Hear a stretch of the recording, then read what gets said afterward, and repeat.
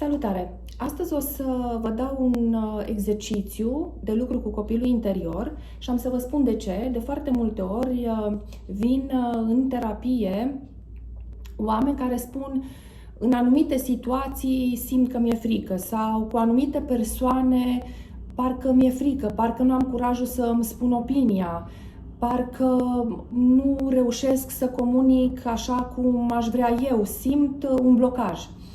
De ce? Pentru că de foarte multe ori partea de subconștient ne conduce și noi ne-am format în copilărie, avem niște deprinderi de acolo, din copilăria noastră. Anumite persoane, anumite situații ne apasă niște butoane interioare care trebuie rezolvate. Și atunci, în relația cu celălalt, trebuie să mă întreb ce simt acum. Să spunem cu șeful, da? Păi, mi-e frică. Ok, unde în trecutul meu am mai simțit această senzație? Cu ce aș putea asocia? Și o să vedeți că mintea vă dă ori o informație, ori o imagine și de foarte multe ori merge în copilărie. Uneori la relația cu tata sau cu un profesor sau cu mama sau cu un bunic sau cu autoritatea parentală pur și simplu. Și atunci noi în relația cu celălalt sau cu anumite situații, noi nu acționăm din perspectiva adultului sau a tânărului, să zicem de 20 de ani sau de 22 de ani sau de 18 ani sau de 17 ani, ci din postura copilului mic sau a copilului interior la o anumită etapă de vârstă.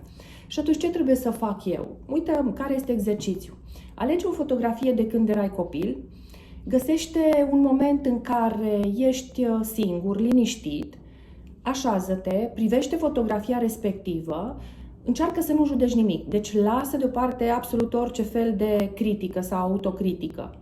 Încearcă să inițiezi un dialog între tine și copil, da? Copilul interior. Tu, adultul, inițiezi un dialog cu copilul din tine. Vorbește-i copilului care ai fost din perspectiva aceasta a adultului. Apoi, spune-i cuvintele care ar fi vrut să le audă în acel moment. Toate acele cuvinte care i-ar fi plăcut, care l-ar fi liniștit.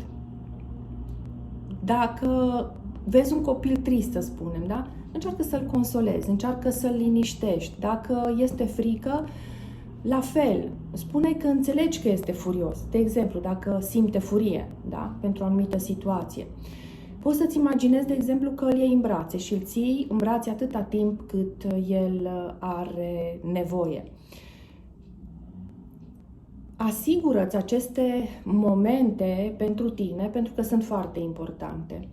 Tot timpul în viața asta, cumva, partea aceea de copilărie o să ne tot apase un buton, mai ales acele butoane pe care noi nu le-am rezolvat sau acele butoane unde noi ca și copii am avut o problemă în relația în general cu mama, cu tata sau cu autoritatea parentală, cum spun, sau cu vreun profesor sau cu vreun bunic.